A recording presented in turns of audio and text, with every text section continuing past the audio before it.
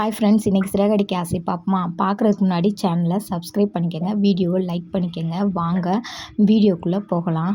பார்த்திங்கன்னா, நம்ம நினைக்கிறோம் முத்து மாதிரி ஒரு நல்ல புருஷன் யாருக்குமே கிடைக்காது.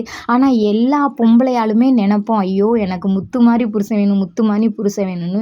யாருக்கிட்டையுமே சொல்லலைங்க. ஆப்ரேஷன் நடக்க போகிறத அவங்க அப்பாவுக்கு தெரிஞ்சால் அவங்க அப்பா கூட மனசு கஷ்டப்படுவார் அப்படின்னு சொல்லி தான் நினச்சி மீனாவோட தங்கச்சியும் முத்துவும் தான் ஆப்ரேஷன் தேட்டரில் இருக்காங்க. மீனாக்கு உள்ள ஆப்ரேஷன் நடந்துக்கிட்டு இருக்கையிலே பார்த்தீங்கன்னா பேனிக் அட்டாக் வந்துடுது. ஐயோ என்ன தெரில, இங்கிட்டும் அங்கிட்டும் டாக்டருக்கு போய்கிட்டே இருக்காங்க. எனக்கு ரொம்ப ஒரு மாதிரியாக இருக்குது பாப்பா, என்ன பாப்பா செய்கிறது அப்படின்னு சொல்லி முத்து சொல்கிறேன். மாமா நீங்கள் தைரியமாக இருந்தால் தானம்மா மாமா நான் தைரியமாக இருப்பேன், நீங்கள் ஏன் மாமா இவ்வளோ தூரம் அழுகுறாரு. எனக்கு எது போனாலும் எனக்கு வாங்கிக்கூடிய சக்தி இருக்குது.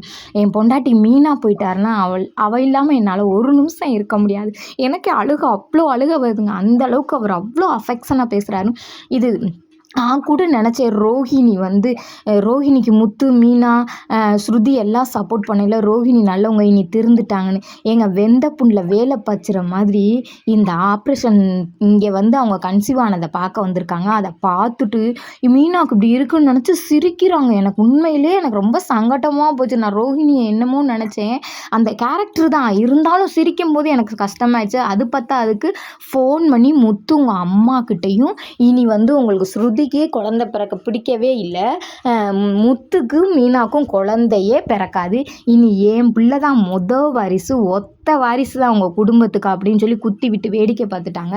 வேடிக்கை பார்த்தோன்னா முத்து ஆப்ரேஷன் முடிஞ்சு அவங்க அம்மா வீட்டில், இது ப்ரொமோ, அவங்க அம்மா வீட்டில் விட்டுட்டு இங்கே வராரு. அங்கே அவங்க அப்பா எல்லாரும் தான் பொய் சொல்லுவாங்கன்னு நினச்சேன்டா முத்து, நீயே பொய் சொல்கிறேன்னு நினச்சேன், எனக்கு மனசு சங்கட்டமாக இருக்குன்னு சொல்கிறாங்க. அதோட நாடகத்தை முடிச்சிட்டாங்க.